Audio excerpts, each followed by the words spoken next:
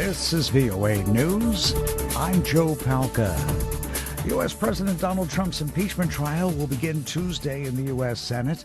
On ABC this week, Alan Dershowitz, one of President Trump's lawyers, says the two articles of impeachment the Senate will take up are not impeachable. That according to the Constitution. But on the same program, Democratic Congressman Adam Schiff begged to differ. Well, that's the argument I suppose you have to make if the facts are so dead set against you. If the president has admitted to the wrongdoing, his chief of staff has confessed to the wrongdoing, his European Union ambassador has confessed to the same quid pro quo, you have to rely on an argument that even if he abused his office in this horrendous way, that it's not impeachable. You had to go so far out of the mainstream to find someone to make that argument. You had to leave the realm of constitutional law scholars and go to criminal defense lawyers. Mr. Trump is only the third U.S. president to face an impeachment trial. Russian demonstrators marked the murder of a journalist and lawyer 11 years ago with a march on Sunday in Moscow, where participants also voiced concerns about constitutional reforms proposed by President Vladimir Putin. Human rights lawyer Stanislav Markelov, who defended war crime victims in Chechnya, was active in the fight against Russia's fascist movement, was killed in 2009 when an assailant carrying a gun with a silencer shot him in the back of the head at point-blank range. Anastasia Babarova, a journalist walking with Markelov at the time of the attack, was also shot and died later that day of her injuries.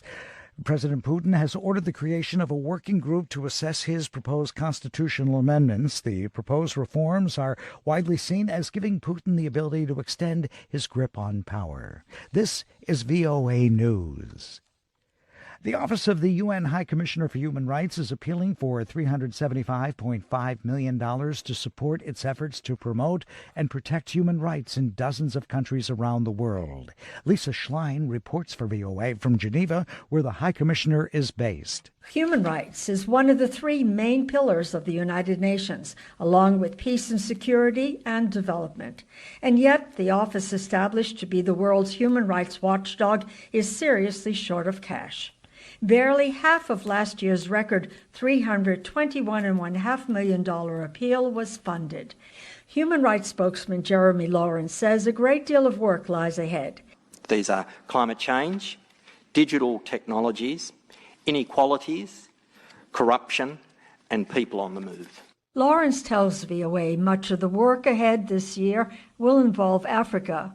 Lisa Schlein for VOA News, Geneva. For more on this story, visit our website at voanews.com. Afghan officials say the Taliban executed 6 members of the same family in the country's north. AP's Charles de Ledesma reports. The killings, which took place in a remote village in the country's north, include an infant girl. The insurgent group has denied any involvement, saying the attack on Saturday was triggered by a personal dispute. However, local officials say the family was accused by the Taliban of working in prostitution and that the group had first sentenced them to death for immoral acts, then stormed the house and opened fire. The infant girl's mother and twin sister survived, but both of the child's legs had to be amputated. I'm Charles de Ledesma. The snowy alpine resort of Davos could be the setting of an unlikely encounter this week as the annual World Economic Forum gets underway with young climate activist Greta Thunberg and U.S. President Donald Trump expected to be in attendance. World Economic Forum founder Klaus Schwab was playing down whether he would attempt to orchestrate a handshake. We try never to engineer something. I think the best things are those who just happen and afterwards have a positive impact. With sustainability the main theme of the annual summit, pressure has never been more intense on governments to act on climate change. The WEF is trying to force their hand by introducing a scorecard, rating companies on the basis of environmental and social performance.